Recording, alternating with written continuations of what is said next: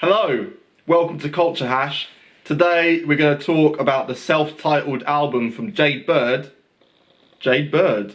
Jade Bird is a 21-year-old singer-songwriter who's currently based in Croydon, but she's from all over the world. She's travelled quite a lot.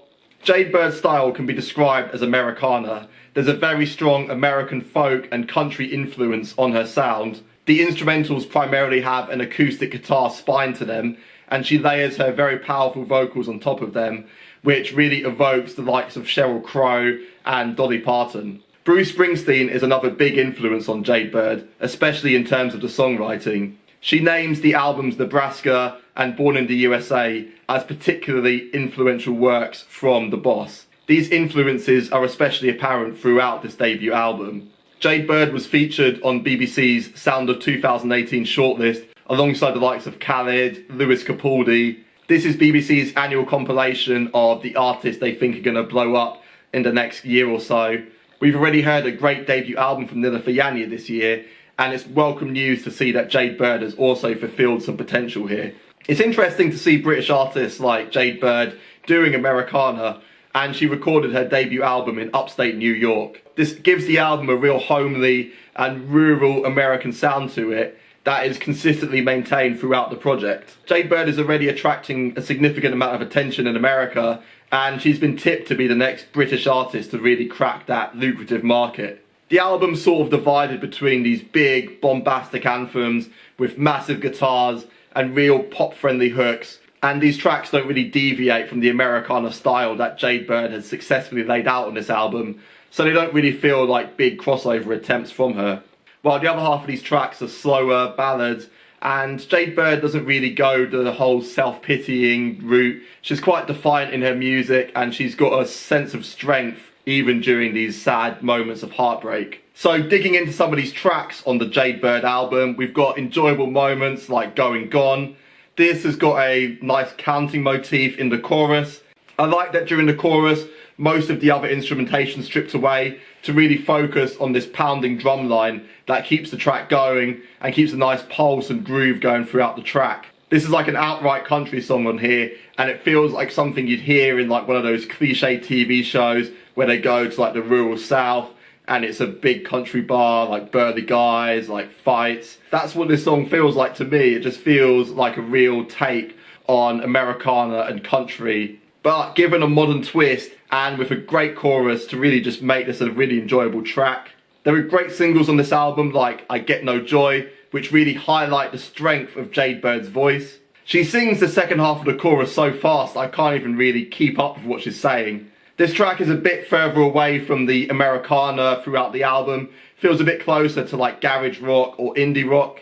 I Get No Joy is a really striking and powerful anthem on here. It really shows the style that Jade Bird has. She's defiant on here, and her attitude and energy are transferred to the listener in a really captivating way. There's a nice 1-2 punch towards the second half of the album. Aha is another single from this album. It's got a really fast-paced acoustic guitar, real country influence on there. She's really dominant on this track, and it comes across really well in the catchy chorus on this song. This track's about 2.5 minutes long, doesn't waste any time in getting to the bombastic chorus where Jade Bird just delivers like such fury and power in her voice. It's fantastic. This song's about this guy who's like being like dominated by his girlfriend, and she's like, what do you think about this? And he's like, yeah, whatever dear, whatever. And Jade Bird sings about it in such a fiery, passionate way. It's brilliant, it's really enjoyable. And it leads really nicely into the next song, Good at It. It sort of feels like this is one song broken up in a way, because the bridge between the two tracks is fantastic. It feels really smooth. It's an example of great sequencing on this album. I feel like she's put a lot of thought into how the tracks are sequenced on here, and it makes for a cohesive project, even though the tempo of these tracks sort of goes up and down, but none of them feel out of place. It's remarkable how well sequenced this album is, and it shows that Jade Bird's put a lot of thought into how these tracks lead into each other. And the transition between Aha and Good at It is a great example of this brilliant sequencing on this album.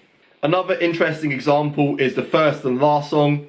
The first track is Ruins. It's a mid-tempo, acoustic-led track with a really catchy chorus. This track's quite bare, with the emphasis on this acoustic guitar and Jade Bird's gorgeous vocals. She displays vulnerability on this track and tells the listener she doesn't know who she is. And through the course of the album, we get to know Jade Bird a bit more. We learn about her trials and tribulations. We hear tracks like 17, where she talks about heartbreak and how she feels like she's regressed back to being this 17-year-old unsure teenage girl. Until we arrive at the final track, If I Die. If I Die is a piano-led ballad with an emphasis on these warm keys, and there's a real haunting quality to Jade Bird's voice as she talks about what will happen to her legacy after she dies. And despite the somber nature to this track, I do feel like we've sort of come full circle with Jade Bird, as she says that she's okay with who she is. After the journey we've been with her on this album, I feel like we get a greater understanding of who she is as a person. Jade Bird is an enjoyable debut album from the singer-songwriter. She's written all the songs on here and she's got a great knack for songwriting, especially in terms of putting some great choruses on a lot of these tracks. She's got a good ear for a poppy, earworm chorus that really is just catchy and fun. I did find myself enjoying some of the bigger tracks to the slower tracks on here, but that might just be my personal preference to faster songs. Jade Bird's a great songwriter with an excellent voice, and this is on full display throughout this album.